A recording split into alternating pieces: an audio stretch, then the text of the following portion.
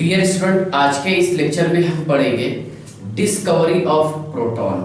Okay, ध्यान से देखिएगा कि प्रोटॉन का जो डिस्कवरी हुआ है वो एनोड रेस से और कैनन रेस से हुआ है। ओके, ध्यान से देखिएगा, discovery of electron, the discovery of proton, yes, electron तो पहले हमने पढ़ लिए थे, वो कैथोड रेस से हुआ था। The discovery of proton by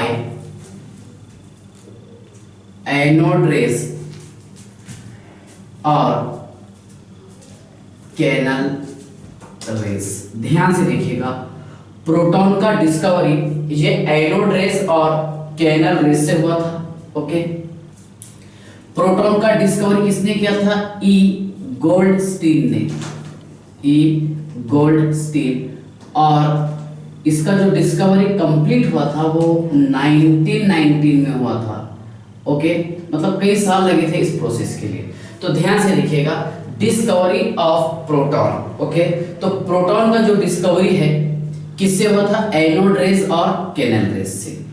okay, देखिए इसने थोड़ा सा चेंज किया था डिस्चार्ज ट्यूब को, कि वहां पर डिस्चार्ज ट्यूब का प्रेशर बढ़ा दिया था, जबकि हमने इससे पहले पढ़े थे क्या डिस्कवरी ऑफ इलेक्ट्रॉन के लिए। ओके, थॉमसन ने प्रेशर बहुत कम कर दिया था, कहां तक के 10⁻³ तक के कर दिया था, mm of Hg। लेकिन यहां पर देखिए इसने डिस्चार्ज ट्यूब इसका जो प्रेशर है ये किया था 10⁻⁻1 mm of Hg प्रेशर, यानी प्रेशर थोड़ा सा इंक्रीज किया था। Yes sir. और दूसरी बात ये है कि यहां पर इसने इस्तेमाल किया था परफोरेटेड कैथोड। क्या यूज किया था? Perforated cathode. ओके, इससे पहले ध्यान से देखिए, थॉमसन के एटॉमिक मॉडल में क्या था बताइए आप? डिस्कवरी ऑफ इलेक्ट्रॉन में था perforated anode. Yes sir. Okay, तो ध्यान से देखिए, क्या एक्सपेरिमेंटली ये देखा गया कि जो कलर्ड रेस थी वो कलर्ड रेस थी ये पॉजिटिव चार्ज से नेगेटिव चार्ज की तरफ डेविएट हो रही थी। ओके, चलिए पहले मैं एक काम करता हूं, ये डिस्चार्ज ट्यूब एक्सपेरिमेंट बता देता हूं। सेम वैसा ही है, बस थोड़ा सा चेंजेस किया था, वो बताने की कोशिश करता हूं।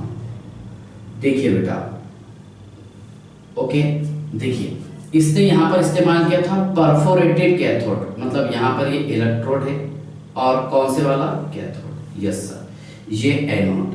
ध्यान से देखिएगा, एनोड पर चार्ज कौन सा है? पॉजिटिव, और इस पर चार्ज कौन सा है? नेगेटिव। यस सर, इसको हमने कनेक्ट करके रखे हैं बैटरी से। ओके, हाई वोल्टेज पोटेंशियल हमने इस्तेमाल की है, सेम वैसे ही लगभग 10,000 वोल्ट। ओके, इसके बाद ध्यान से देखिएगा, यहां इसने इस्तेमाल किया था फ्लोरेसेंट। क्या था? फ्लोरेसेंस। Yes sir, fluorescence. कौन सा था? ZnS zinc sulphide. ओके, ये था बेटा वैक्यूम ट्यूब। चलिए, वैक्यूम ट्यूब जहां पर इसने प्रेशर डिक्रीज किया था, और प्रेशर कितना बताया था? 10⁻⁻1 mm of Hg। ये है एनोड और ये है कैथोड। ध्यान से देखिएगा, सेम वैसे एक्सपेरिमेंट है, बस डिफरेंस क्या है कि यहाँ पर एनोड जो है, देखिए यहाँ पर कैथोड क्या है? ये है परफोरेटेड कैथोड। यस, देखिए इसमें क्या किया इसने कि यहाँ पर गैसियस आयन कुछ गैसियस आयन रखा था। ध्यान से देखिएगा, ऐसे कुछ गैसियस आयन रखा।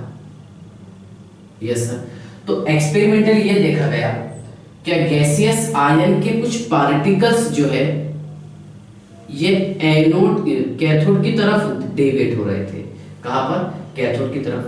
तो ये जो डेविएट हो रहे थे ये पॉजिटिव आयन थे। Yes sir, positive ion. Yes sir, ध्यान से देखिए, पॉजिटिव आयन डेविएट हो रहे थे, जबकि गैसियस के नेगेटिव आयन जो है ये एनोड की तरफ ही डेविएट हो रहे थे। ध्यान से देखिए, यहाँ से ये आयंस इधर आएंगे, इधर आने के बाद में ग्लो होंगे, चमकेंगे। यस सर, कब? जब ये यहाँ पर फ्लोरेसेंट को टकराएंगे। ओके, ध्यान से देखिएगा, समझाने की कोशिश करता हूँ आपको, समझ लीजिए। पहले ध्यान से देखिए, कैनल रेस ये एक कलर रेस थी जो पॉजिटिव से कहां पर डेविएट हो रही थी बताइए? पॉजिटिव से ये नेगेटिव की तरफ डेविएट हो रही थी। यस, तो ध्यान से देखिएगा, सुनिए सुनिए, these particle are charge particle. Okay, ध्यान से देखिए, और ऐसा बोल सकते हैं हम कि they are made up of charge particle. ये किससे तैयार होते हैं बताइए आप? चार्ज पार्टिकल से। ध्यान से देखिए, समझाने की कोशिश करता हूं। एनोड और कैथोड की तरफ कैसा गया होगा? देखिए, ये एनोड, यस सर, और ये कैथोड, यस सर। ओके, इनका ओरिजिन क्या है सर? इनका ओरिजिन है गैसियस आयन। ओके, देखिए एनोड रेज जो है ये एनोड से निकलती कैथोड की तरफ नहीं, बल्कि ये कहां से ओरिजिनेट है? इसका कहां से ओरिजिन हो रहा? गैसियस आयन के पास से। देखिए आप, ये gaseous ion, gaseous ion, gaseous ion, simple सी बात है। इसमें क्या रहेगा? एक प्रोटॉन और एक ये इलेक्ट्रॉन, ये प्रोटॉन और ये इलेक्ट्रॉन, ये प्रोटॉन, ये इलेक्ट्रॉन। सुनिए, अब इलेक्ट्रॉन जो है, देखिए जब ये गैसियस आयन का आयोनाइजेशन होगा, यस सर, जब इनका आयोनाइजेशन हुआ तो ये इलेक्ट्रॉन जो है, मतलब निगेटिव चार्ज जो है वो एनोड की तरफ जाएगा, जो हम लास्ट लेक्चर में पढ़े हैं। अब यहाँ पर क्या बचा है? Positive charge. जो पॉजिटिव चार्ज बाकी था ये परफोरेटेड कैथोड की तरफ आ रहा था। Yes sir. ओके, अभी पार्टिकल इतने बारीक थे, इतने छोटे के थे कि जिसे हम नेक आई से नहीं देख सकते थे, तो इसके लिए हमने यहाँ पर इस्तेमाल किए थे फ्लोरेसेंट। जब ये पार्टिकल्स इस तरह डेविएट होगा, ओके, कहाँ? कैथोड से फ्लोरेसेंट पर। यस सर, तो इसके कारण ये ग्लो हो रहे थे, चमक रहे थे। तो सिंपल सी बात है, अगर ये निगेटिव पार्टिकल रहते तो कैथोड की तरफ नहीं आते थे, क्योंकि निगेटिव टर्मिनल प्लेट है। यस सर, ये इसको रिपेल कर सकती थी। ओके, और देखिए अगर ये निगेटिव पार्टिकल रहते, ठीक है ना, तो सिंपल सी बात है, निगेटिव पार्टिकल जो है कहां पर जाते थे? एनोड की तरफ, जो हमने लास्ट लेक्चर में पढ़े हैं। Yes sir. ओके, तो देखिए यहाँ पर गैसियस आयन के जो पार्टिकल है, मतलब नेगेटिव पार्टिकल जो है कहां पर गए? एनोड पर, और जो पॉजिटिव पार्टिकल थे, यस सर, ये कहां पर डेविएट हुए? कैथोड पर, और ये परफोरेटेड कैथोड होने के कारण इसके अंदर से जाकर के यहाँ पर ये टकराए। ओके, तो ये जो पार्टिकल्स थे, ओके, जो कैथोड से डेविएट होकर के फ्लोरेसेंट हो रहे थे, ये थे पॉजिटिव पार्टिकल। और इन पॉजिटिव पार्टिकल का, देखिए इन पॉजिटिव पार्टिकल को गोल्डस्टीन ने बताया क्या? वो प्रोटॉन पार्टिकल्स थे। क्या थे? Proton particles. ध्यान से देखिए, डाल्टन एटॉमिक मॉडल कैसे धीरे धीरे मॉडिफाई हो रहा वो समझाने की कोशिश कर रहा हूं आपको। यस, ओके, जबकि डाल्टन ने क्या बोला था? क्या? Smallest substance in the world that is called as atom. Okay, अब एटम के अंदर हमने इलेक्ट्रॉन भी पढ़ ली, एटम के अंदर हमने प्रोटॉन भी पढ़ लिए। तो ध्यान से देखिएगा, पहला पॉइंट समझ में आ गया आपको? They are made up of, okay, charge particle. है ये चार्ज पार्टिकल? Yes sir. दूसरा point, they are travelled in straight line. किसमें ट्रैवल करते हैं ये? स्ट्रेट लाइन में। Yes sir. देखिए, the origin of canal rays is gaseous ion। ध्यान से देखिएगा, मतलब यहां से रेज जो है एनोड की तरफ से नहीं आ रही, बल्कि कहां से आ रही? गैसियस आयन इसका ओरिजिन है। Yes sir. तो ध्यान से देखिए, ये जो रेज हमें दिखाई दे रही हैं, यस सर, ये रेज कौन सी रहेगी? कैनल रेज, और बताइए आप एनोड रेज, बराबर है ना? The discovery of proton by, यानी प्रोटॉन की जो डिस्कवरी हुई थी, ये जो रेज आ रही थी किसकी तरफ? कैथोड की तरफ, तो वो कौन सी रेज थी? एनोड रेज और कैनल रेज। ओके, इसके जरिए पता चला डिस्कवरी ऑफ प्रोटॉन के प्रोटॉन कैसे डिस्कवर हुए। ओके, चलिए, तो ध्यान से देखिए, the origin of canal rays is gaseous ion. Yes, next fourth point है कि they produce, yes sir, they produce fluorescence. क्या दे रहा था हमें ये? फ्लोरेसेंस। ओके, जब ये गैसियस आयन, कौन से? पॉजिटिव वाले, Z एन इसकी प्लेट पर आकर के टकरा रहे थे तो इसके कारण ग्लो हो रहा था, चमक रहे थे। यस, इसलिए क्या लिखा हमने, दे produce fluorescence. Yes sir. Next point ध्यान से देखिएगा, दे प्रोड्यूस मैग्नेटिक फील्ड। अब चार्ज पार्टिकल है तो ये मैग्नेटिक फील्ड प्रोड्यूस करेंगे। यस सर, ठीक है ना। चलिए इसके बाद ध्यान से देखिएगा, क्या anode rays are not gaseous ion. Anode rays are not gaseous ion. Okay, they are means anode rays are proton. ये चीज आपको समझाना है। गैसियस आयन अगर हम डायरेक्ट बोल देंगे तो गैसियस आयन में इलेक्ट्रॉन भी है और प्रोटॉन भी है। यस सर, तो इसलिए हम क्या बोलेंगे, क्या anode rays are not gaseous ion, they are proton. क्या हो गया बताइए आप, प्रोटॉन। गैसियस आयन के अंदर जो प्रोटॉन प्रेजेंट है वो होगा anode rays. Yes sir, okay. चलिए यहां तक के समझ गया, ठीक है ना। Discovery of proton, I hope यहां तक के तो आपको समझ में आ गया होगा कि प्रोटॉन का डिस्कवरी कैसे होता है। ओके, उसके बाद ध्यान से देखिए, क्या next point, charge to the mass ratio. Charge to the mass ratio, charge to the mass ratio depends upon, okay, charge to the mass ratio depends upon nature of gas.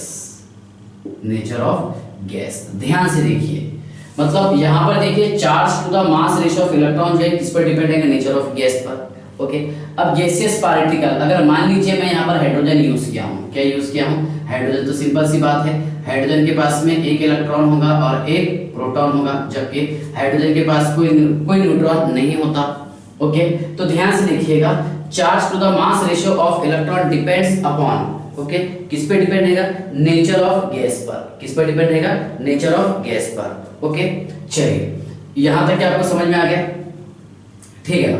इसके बाद ध्यान से देखिएगा, और इसमें तो कुछ एक्सप्लेन करने के लायक नहीं है जो बाकी रहा हो। ओके, नेक्स्ट देखिए, in case of hydrogen, in case of hydrogen anode rays, ध्यान से देखिएगा, in case of anode rays are made up of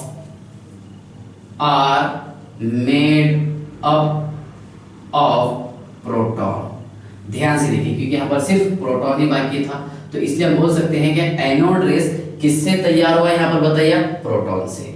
okay, चलिए तो यहाँ तक क्या आपको समझ में आ गया होगा। ओके, चलिए अब देखिए, प्रोटॉन का मास कितना होता है, इलेक्ट्रॉन का मास कितना होता है, न्यूट्रॉन का मास कितना होता है, थोड़ा सा मैं इस पर डिस्कस कर लेता हूँ। सुनिए, प्रोटॉन, यस सर, और उसके बाद में इलेक्ट्रॉन, पहले इलेक्ट्रॉन डिस्कवर हुआ। यस, चलिए, प्रोटॉन, इलेक्ट्रॉन, न्यूट्रॉन, उसका टेबल बना के देता हूं आपको। एक काम कीजिए, आप इसका स्क्रीनशॉट निकाल लीजिए। चलिए, हाँ, ध्यान से देखिएगा, तो ये तो सिंपल सा पॉइंट है, डिस्कवरी ऑफ क्या, प्रोटॉन। ठीक है, बस कहानी आपको याद रखना है।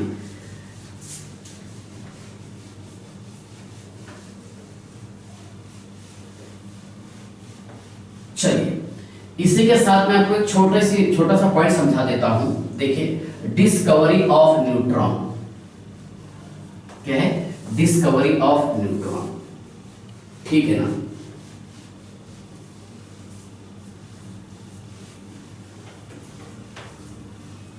देखिए, हालांकि बहुत आगे का टॉपिक है, लेकिन मैं बात निकल के बता देता हूं। Discovery of neutron,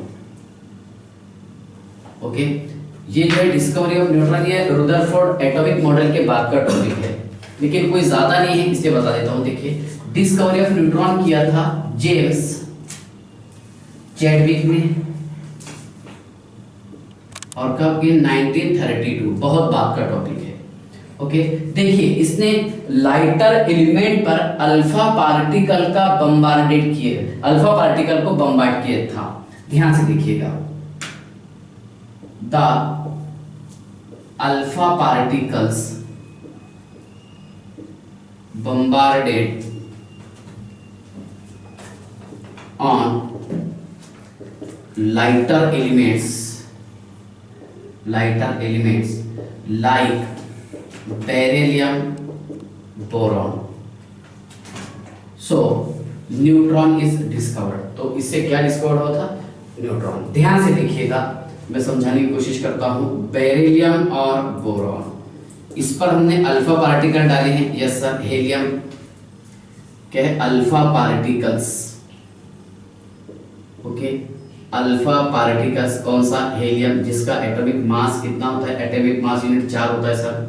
okay, atomic number 2, charge कितना होता है इस पर? +2, जो पढ़ेंगे हम डिस्कवरी ऑफ रेडियो एक्टिविटी में। यस, चलिए तो देखिए यहां पर इसने बम्बार्डमेंट किया था किसका? अल्फा पार्टिकल का। और किस पर? लाइटर एलिमेंट्स पर। बेरिलियम का atomic number 4, atomic mass number 9, इसका 5, एटॉमिक मास नंबर 11, ये 2 और ये 4, ये 2 और ये 4। बम्बार्डमेंट किया मतलब यहाँ पर 4 और 2 कितना हो जाएगा बेटा? 6 हो जाएगा। Yes sir. न्यूक्लियर रिएक्शन करवाया था इसने। ओके, और एटॉमिक मास नंबर 12, न्यूट्रॉन कितना बचा यहाँ पर? 1। कितना बचा? 1। Yes sir. 9 4 13, 12 लिखे 13। यस। ओके, इसके बाद ध्यान से देखिए, ये 5 2 7, तो एटॉमिक नंबर किसका है? नाइट्रोजन का। और atomic mass number 14 plus N0 और ये 1 चेक कीजिएगा, बराबर है 11 और 4 15। Yes sir. ओके, 5 2 7। यस, तो ये है डिस्कवरी ऑफ न्यूट्रॉन। ठीक है, इसके बाद ध्यान से देखिएगा, क्या इलेक्ट्रॉन, प्रोटॉन और न्यूट्रॉन, ये टेबल ही याद कर लीजिए आप, टेंशन मत रखिए इसका। ठीक है, कहीं ना कहीं आपको जरूर काम में आता रहेगा। इलेक्ट्रॉन, प्रोटॉन और न्यूट्रॉन। इलेक्ट्रॉन की डिस्कवरी किसने किया था? जे थॉमसन ने। और कब कंप्लीट हुई थी? 1897 में। ओके, इसकी डिस्कवरी ई गोल्डस्टीन ने। यस सर, जिसको क्रेडिट जाता है वो लिख रहा हूं। और कब? 1919 में कंप्लीट हुआ था। ओके, और इसकी डिस्कवरी किसने? जेम्स चैडविक ने। Yes sir, James Chadwick. और कब? 1932 में सर। कब? 1932। ओके, चलिए ध्यान से देखिएगा, इसका मैं मास बताने की कोशिश करता हूं। दोनों इसमें मास बताएंगे इसका हम, एक मास बताएंगे इसका हम AMU में और एक बताएंगे kg में। ओके, उसके बाद देखिए इसका रिप्रेजेंट कैसा करते हैं हम। Yes sir. रिप्रेजेंटेशन के बाद में चार्ज कितना आएगा वो चीज़ों को थोड़ा सा डिस्कस कर लेंगे। देखिए इसका मास AMU की बात करेंगे हम, 0.00055 AMU एटॉमिक मास ये है। ध्यान से देखिएगा, ये 0.00055। यस सर, क्लियर दिखने को ना बोर्ड पर, इसलिए देखिए 0.00055 AMU, ये 1.770073। यस सर, 1.0087, ये AMU में लिखा हूं मैंने। ओके, और kg में मास लिखेंगे 9.108 इंटू 10 का पावर -31 kg। ये है बेटा 1.672 इंटू 10 का पावर -24 kg। ध्यान से देखिएगा, 1 इंटू 10 का पावर -24 kg। यस सर, 24 नहीं तो ग्राम में हो जाएगी, हम kg में कर रहे हैं। यस सर, और ये 1.674 इंटू 10 का पावर -27 और ये kg। ओके, ध्यान से देखिएगा। इसके बाद रिप्रेजेंटेशन कैसे करेंगे? E ये -1। यस सर, ये ऊपर 0 बता दिए हमने। Yes sir. P, yes sir, ये +1, ये 0। यस सर, और यहाँ पर ये N, ये 0 और ये 1। थोड़े छोटे छोटे पॉइंट्स आपको ध्यान रखने का है। ओके, यहाँ पर ये वही बताने का है ना। ओके, प्रोटॉन देखिए, इसको हम रिप्रेजेंट करते हैं +1 से। यस सर, ठीक है ना। चार्ज कितना आता है बेटा इसका? तो चार्ज हमने पढ़े हैं 1.60 इंटू 10 का पावर -19 कूलम्स। 1.60 सेम इंटू 10 का पावर -19 कूलम्स और ये 0। तो ध्यान से देखिए, the mass of proton is 1837 times than electron. यानी यहां पर प्रोटॉन का मास जो है इलेक्ट्रॉन के मास से कितने टाइम्स बड़ा होता है बताइए आप? 1837 टाइम्स ये हेवियर होता है मास ऑफ प्रोटॉन। ओके, ध्यान रखिएगा। चलिए यहां तक आपको समझ में आ गया मास ऑफ प्रोटॉन और मास ऑफ इलेक्ट्रॉन, ठीक है ना। मास ऑफ न्यूट्रॉन कितना होता है? इन तीनों में सबसे ज्यादा मास किसका होता है? न्यूट्रॉन का। Yes sir. चलिए, तो आई होप यहाँ तक के तो आपको कोई डाउट नहीं होगा इसमें मास मतलब चार्ज कितना रहेगा, मास कौन सा रहेगा, रिप्रेजेंट कैसा करेंगे। यस सर, ठीक है। इसके बाद ध्यान से देखिएगा, थॉमसन एटॉमिक मॉडल क्या है बताइए? थॉमसन एटॉमिक मॉडल वो मैं समझाने की कोशिश करता हूँ। देखिए, एटम में सब एटॉमिक पार्टिकल्स होते हैं। एटम कंटेन सब एटॉमिक पार्टिकल्स। ध्यान से देखिए, एटम में सब एटॉमिक पार्टिकल्स होते हैं। कौन कौन से? जो जस्ट हमने पढ़े हैं, सुनिए। एक प्रोटॉन, न्यूट्रॉन, इलेक्ट्रॉन, ये तो सभी पढ़ते हुए आ रहे हैं। एक है बेटा एम पेन, तो एम है meson, P positron, okay, A anti protons, N neutrinos, okay. उसके बाद में देखिए P Q G B, pions, yes sir, Q quarks, G gluons, B boson, bosons etcetera. लेकिन अभी तक के जो सब एटॉमिक पार्टिकल नोन है वो कितने हैं बताइए आप? 35 सब एटॉमिक पार्टिकल्स आर नोन। अभी तक के जो है कितने एटॉमिक पार्टिकल्स का पता चला है? 35। Yes sir, okay. चलिए, तो डिस्कवरी ऑफ न्यूट्रॉन की थोड़ी सी कहानी आपको समझ में आ गई होगी। ओके, डिस्कवरी ऑफ प्रोटॉन समझ में आ गया होगा। उसके बाद ध्यान से देखिएगा, थॉमसन एटॉमिक मॉडल। देखिए बड़ा इंटरेस्टिंग है थॉमसन एटॉमिक मॉडल। इस एटॉमिक मॉडल पर से थॉमसन को नोबेल प्राइज भी मिला था। कब? 1898 में। ओके, इससे पहले लेक्चर में बताया मैंने आपको थॉमसन को नोबेल प्राइज मिला था, ठीक है। लेकिन किसकी बेसिस पे मिला? ध्यान से देखिएगा, एटॉमिक मॉडल की। ओके, चलिए ध्यान से देखिए। अब थॉमसन ने क्या किया वो समझाने की कोशिश करता हूं। जैसे ही यहाँ पर प्रोटॉन का पता चला, ई गोल्डस्टीन ने प्रोटॉन बताया, तो इसको थोड़ा सा डाउट ये हुआ कि जो इलेक्ट्रॉन थे वो निगेटिवली चार्ज पार्टिकल थे। ओके, अब सिंपल सी बात है, अगर एटम ये इलेक्ट्रिकल न्यूट्रल होगा तो जहां पर ये जो बताने की कोशिश कर रहा है ई गोल्डस्टीन, तो ये 100% करेक्ट होगा कि ये पॉजिटिव चार्ज पार्टिकल हो गए, ठीक है। तो इसकी बुनियाद पर, इसकी बेसिस पर इसने बताया थॉमसन एटॉमिक मॉडल।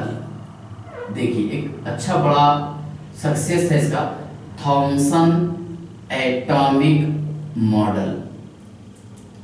ओके, ध्यान से देखिए, थॉमसन एटॉमिक मॉडल। तो इसे नोबेल प्राइज मिला है 1898 में। He got Nobel prize in 1998।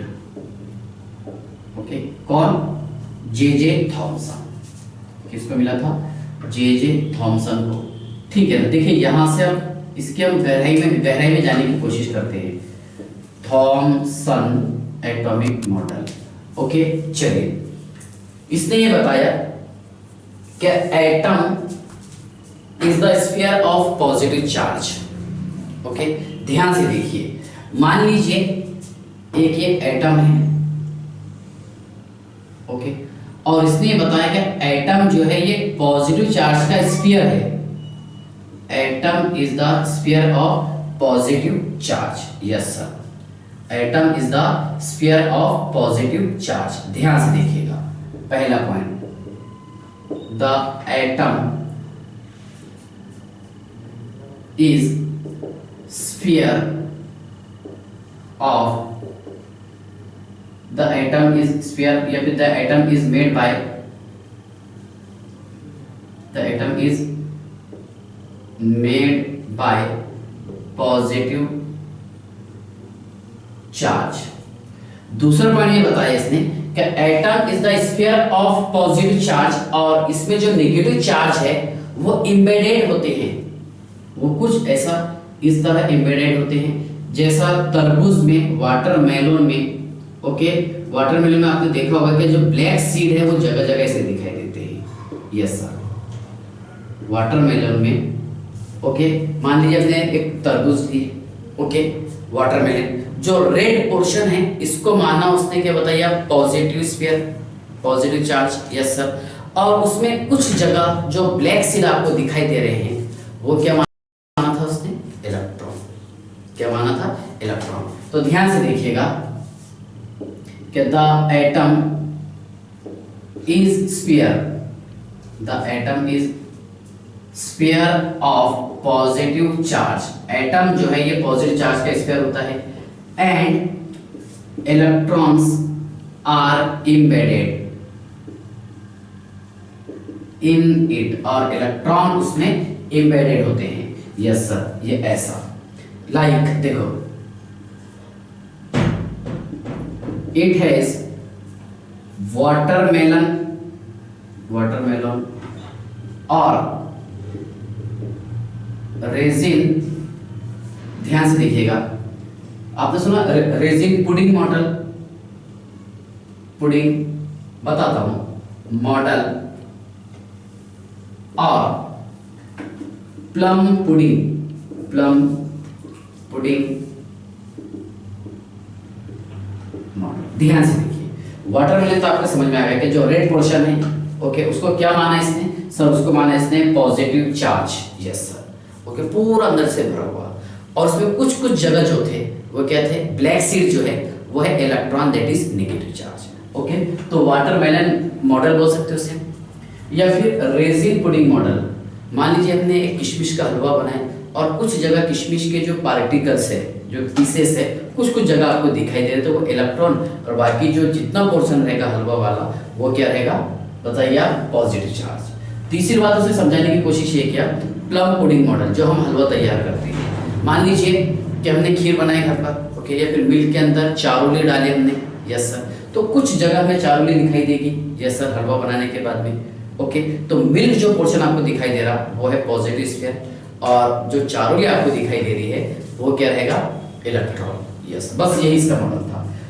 एक अच्छी बात इसने बताया कि atom is an electrically neutral. Atom जो बताया उसने ये इलेक्ट्रिकली न्यूट्रल होता है। क्यों? क्योंकि यहाँ पर देखिए इलेक्ट्रॉन पर नेगेटिव चार्ज और एटम पर पॉजिटिव चार्ज। अगर ये इलेक्ट्रिकली न्यूट्रल नहीं होता तो नष्ट हो जाता था, खत्म हो जाता था। यस, चलिए तो ध्यान से देखिए, atom is an electrically, atom is an electrically neutral. Atom ये एक इलेक्ट्रिकली न्यूट्रल होता है। ओके, चलिए तो यहां तक आपको समझ में आ गया ना। और इसके आगे तो कुछ नहीं है, बस ये थॉमसन एटॉमिक मॉडल। जो ये पोर्शन आपको दिखाई दे रहा है, जैसा मैं ये बताया यहाँ पर ये व्हाइट पोर्शन, ये क्या रहेगा, पॉजिटिव चार्ज, और जो ई आपको दिखाई दे रहा है सर्कल में, दैट इज इलेक्ट्रॉन। बस यही है थॉमसन एटॉमिक मॉडल। इस एटॉमिक मॉडल के बेसिस पर इसे नोबेल प्राइज दिया गया था, और उस समय के हिसाब से बड़ा सक्सेस था। ठीक है, इसके बाद ध्यान से देखिए, क्या ये क्यों फॉल हो जाता है, क्या इस एटम में से, ओके, रुदरफोर्ड ने क्या किया कि अल्फा पार्टिकल को स्कैटर्ड किया। जब अल्फा पार्टिकल यहां से गुजरेंगे तो maximum alpha particle 99.9% alpha particle pass हो रहे थे इसमें से, यस सर, और कुछ अल्फा पार्टिकल रिटर्न बैक आ रहे थे, कुछ डेविएट हो रहे थे। ओके, तो देखिए रुदरफोर्ड एटॉमिक मॉडल की क्यों जरूरत पड़ी और ये क्यों फेल हुआ। अगर ये पूरा एटम भरा हुआ रहता, इसमें पॉजिटिव चार्ज और इलेक्ट्रॉन रहते, तो इसमें से जो रेस पास कर रहे, जो अल्फा पार्टिकल हम पास कर रहे, तो वो पास नहीं हो सकते थे। यस, वो पार्टिकल रिटर्न बैक आते थे, यस सर। ओके, लेकिन अल्फा पार्टिकल जो मैक्सिमम पास हो रहे थे, तो वहां से रुदरफोर्ड का थोड़ा डाउट ये बढ़ा कि ये जो मतलब थॉमसन एटॉमिक मॉडल है ये रॉन्ग है। क्यों? क्योंकि अगर ये पूरा भरा हुआ रहता, इसमें अगर होलो स्फीयर नहीं रहता, तो इसमें से particle pass, alpha particle pass नहीं हो सकते थे। तो इसके बाद में पढ़ेंगे हम रुदरफोर्ड एटॉमिक मॉडल। ओके, उससे पहले मैं आपको एक छोटा सा पॉइंट ये बता दूंगा कि डिस्कवरी ऑफ रेडियो एक्टिविटी जो मैडम क्यूरी ने किया था, जहां पर इस्तेमाल किया था उसने, ओके, देखिए प्लेट्स का इस्तेमाल किया था, और मतलब प्लेट का इस्तेमाल करने के बाद में अल्फा बीटा और गामा रेस पास किया था। पास करने के बाद में देखिए कैसा डिस्कवर होता है, वो चीजें मैं आपको समझाने की कोशिश करूंगा नेक्स्ट लेक्चर में। ओके, चलिए बाय।